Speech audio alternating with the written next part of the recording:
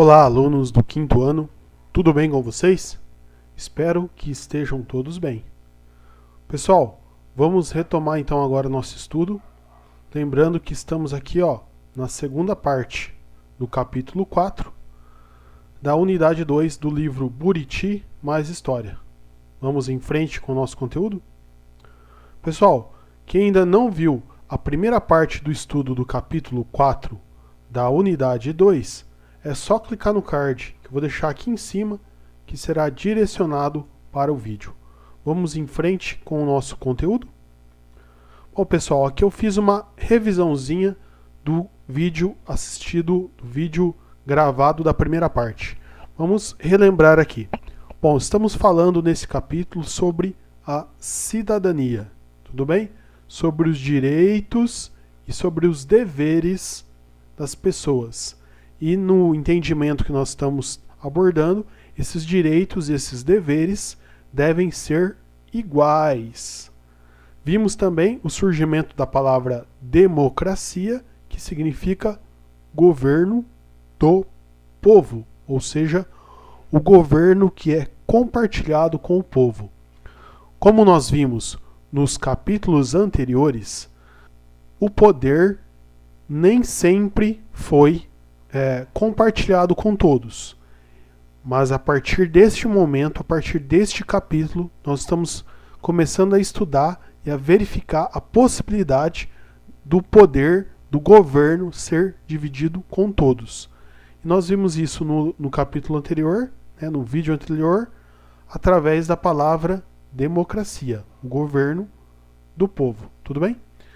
Olha só, pessoal, nós vimos então no vídeo anterior, fizemos um estudo de Roma, nós vimos lá que leis diferentes para os mais ricos. Então, nós vimos lá que existiam pessoas que eram os grandes proprietários de terras e que essas pessoas tinham leis que beneficiavam eles, e as pessoas que não eram os proprietários de terras tinham leis diferentes. Então não era a mesma lei para todos.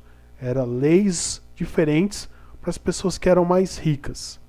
Nós vimos também o estudo de Atenas, onde surgiu a palavra democracia, onde surgiu essa ideia de governo para todos, mas nós percebemos também que a lei só era exercida, só existia a cidadania para as pessoas que eram nascidos em Atenas. Então, quem não era nascido em Atenas não exercia a sua cidadania, não participava do governo, não participava das decisões. Vimos também que mesmo em Atenas, entre os nascidos em Atenas, alguns tinham privilégios, pessoas que tinham mais propriedades, tinham mais privilégios que outras pessoas. Vimos também nesse capítulo que as mulheres e os escravos não tinham direitos, não exerciam a cidadania, não participavam do governo, ou seja, não tinham direitos, não tinha nada que os amparasse. Tudo bem? E aí agora nós vamos falar um pouco sobre o presente. Olha só, o título do texto é Cidadania no passado e no presente. A primeira parte nós tratamos do passado, nós vamos ver um pouco agora do presente. O que vocês acham que aconteceu? Mudou alguma coisa? As leis são iguais para todas as pessoas? Ou ainda existem pessoas que são beneficiadas com algumas leis? O que vocês acham? Vamos descobrir então. Bom, pessoal, vamos lá então. O texto vem falando para nós que com o passar do tempo, a definição de cidadania foi se transformando. E a ideia nova que se tem sobre a cidadania é que a cidadania envolve a participação popular nas decisões políticas e deve garantir direitos iguais a todos os seres humanos. Então tá aqui no livro, se vocês quiserem dar uma olhadinha, a ideia de que a cidadania envolve a participação popular e deve garantir direitos iguais a todos os seres humanos. Agora eu pergunto para vocês, vocês acham que é assim? nos dias de hoje, sempre foi assim?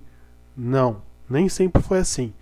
E nós vimos nos estudos anteriores que, além de não ser para todos, ainda existiam leis diferentes para pessoas diferentes, para pessoas mais ricas. Então nós vamos ver o que aconteceu nesse processo de mudança.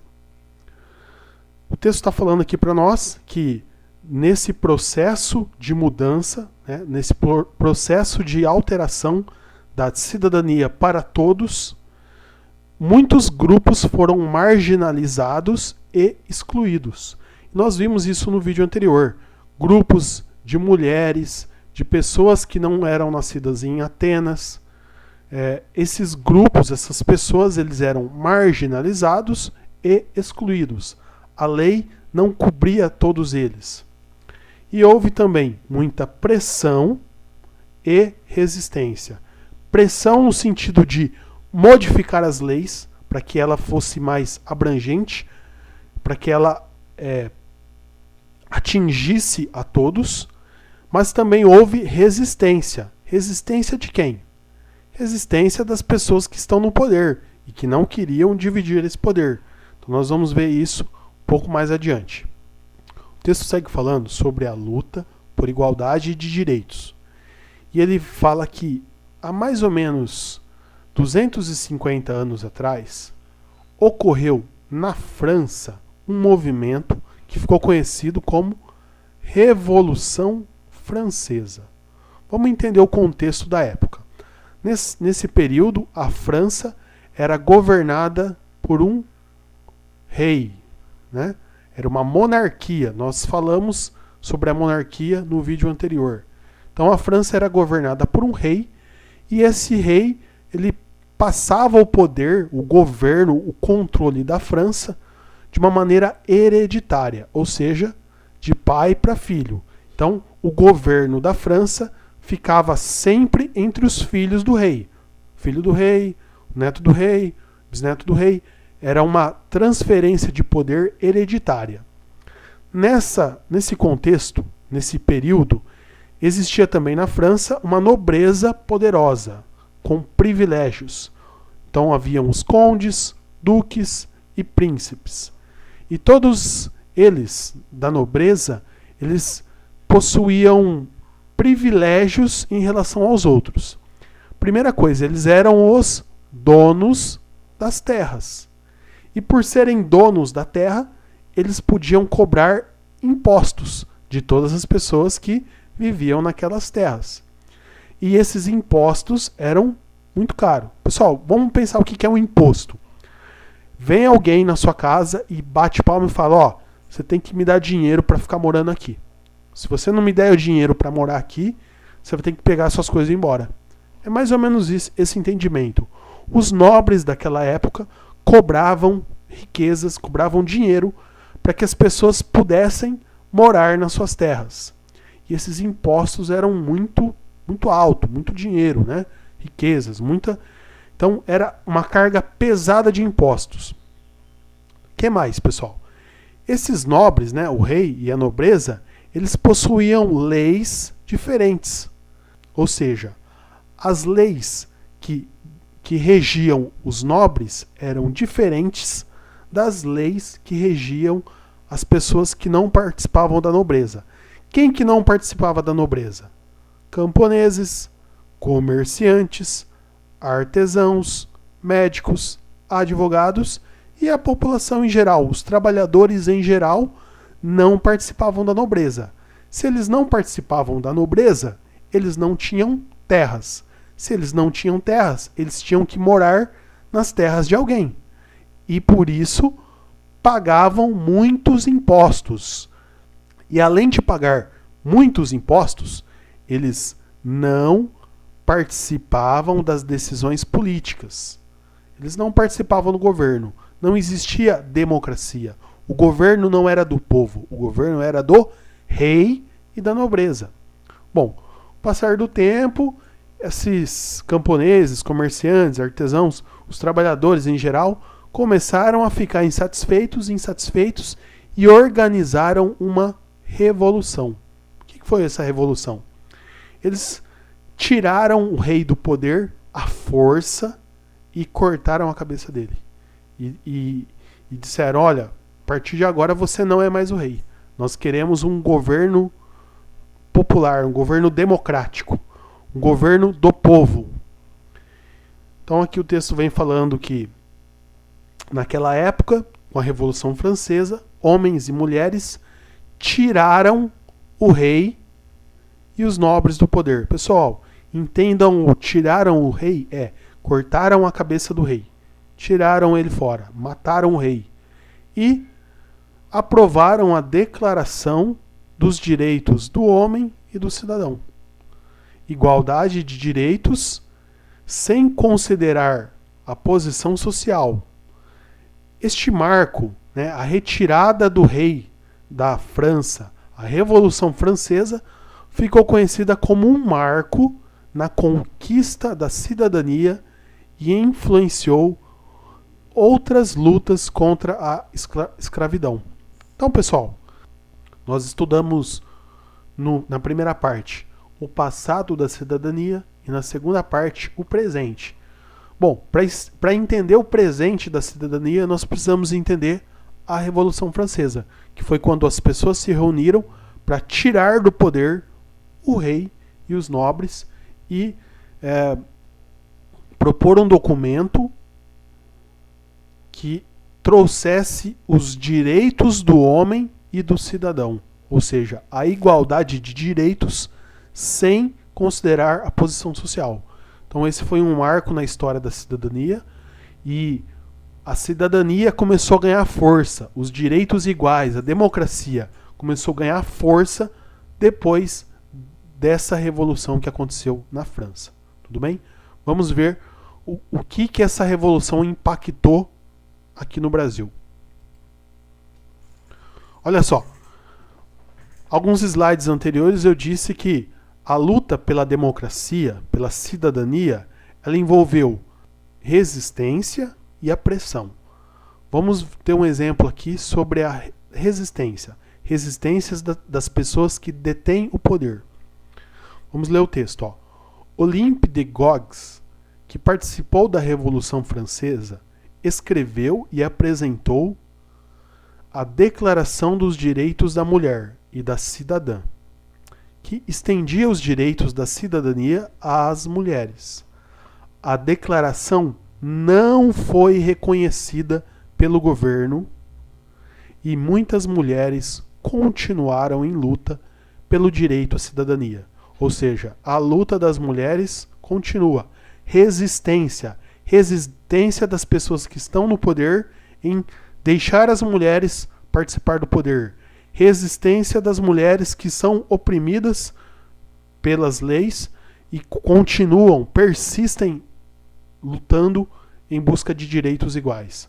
Então aqui é um exemplo dessa mulher aqui que tentou, na Revolução Francesa, que tentou fazer com que os direitos da mulher fossem iguais aos direitos dos homens. Infelizmente, ela não teve sucesso. E olha só, pessoal, aqui vai começar a falar um pouco sobre o Brasil e sobre o presente, né? Precisamos passar por esse momento histórico da França para chegar no nosso presente. No Brasil, nem todos eram considerados cidadãos. Olha só, nem todos. Quem que era considerado cidadão no Brasil? Homens maiores de 25 anos e que tivessem determinada renda. Como assim determinada renda? Homens maiores de 25 anos que tinham determinada quantia em dinheiro, determinado salário. Então, por exemplo, vou falar ilustrando aqui. Se o homem ganhar menos do que 50 mil reais por mês, ele não pode participar de uma eleição, ele não pode votar, ele não tem os direitos iguais. Olha só como que era no Brasil. Isso aqui, pessoal, durante a monarquia, de 1822 a 1889. E aí, o tempo passou, ocorreram algumas lutas, algumas pressões, e aí teve algumas mudanças. Olha só, 1899 a 1930. O critério da renda foi eliminado. Então, para ser cidadão brasileiro e poder votar, poder escolher, poder participar da escolha política, precisava ser o quê? Precisava ser homem, alfabetizado, maior de 21 anos. Então aqui, ó, as mulheres estão de fora, certo? E aqui as mulheres estão fora também. Parte que dizia que era preciso ter uma renda foi eliminada, mas era preciso ser alfabetizado e maior de 21 anos. Olha só, nessa época, religiosos, alguns soldados, mulheres e analfabetos representavam mais de 80% da população. Ou seja, a cada 100 pessoas, somente 20 possuía a cidadania. 80 pessoas não participavam das eleições, não escolhiam os governantes, não possuíam direito de voto. Então percebam que desse período aqui para cá mudou um pouco, né? Mudou. Mas, olha só, mulheres ainda não participam. Se a pessoa é analfabeta, ela não participa. Se ela tem menos de 21 anos, não participa. Religioso não participa. Alguns soldados não participam. E aí o tempo foi passando, pressão, resistência, foi modificando novamente. Vamos ver como ficou aqui mais à frente, ó. Foi apenas em 1988, com a nova Constituição, que a cidadania foi estendida a todos os brasileiros. Então, somente em 1988 é que as mulheres passaram a ter direito a voto, os analfabetos também. E percebam, pessoal, como demorou para que mulheres e analfabetos conquistassem a cidadania. Então, é um pouquinho sobre a história do Brasil, sobre essa transição do passado da cidadania como era e no presente como é. Hoje, as mulheres votam, os analfabetos também votam. Com 18 anos, é facultativo o voto. Então, você pode votar ou não, se você quiser. E a partir dos 21, obrigatório. Se não me engano, é assim que funciona hoje. Tudo bem? É muito importante que vocês reflitam sobre esse texto. Eu gostaria que vocês estudassem, entendessem isso. A sua geração, ela já nasceu com direito a voto. Homens, mulheres, analfabetos, todos têm direitos iguais. E é importante que vocês reflitam sobre em quem votar, por que votar. Nunca troque seu voto por uma cesta básica, ou nunca venda seu voto. Exerça a sua cidadania de uma maneira consciente. Vamos valorizar esse direito ao voto e à cidadania que nós conquistamos, que nós nascemos já com esses direitos. Vamos tentar dar valor a isso, tudo bem? Então eu chego ao final aqui do estudo do capítulo 4 da unidade 2, lembrando que este é o último capítulo da unidade 2, então nós vamos entrar na próxima semana na unidade 3. Esse aqui foi o texto sobre a cidadania. Vamos refletir sobre esse texto, muito importante vocês entenderem o que é a cidadania, para que vocês exerçam a sua cidadania. Vou pedir agora 3 recadinhos finais. Se você ainda não é inscrito no meu canal, inscreva-se no meu canal do YouTube, deixe seu like no vídeo e compartilhe com outros alunos esse conteúdo. Então nos vemos agora na unidade 3. Até a próxima, pessoal. Tchau.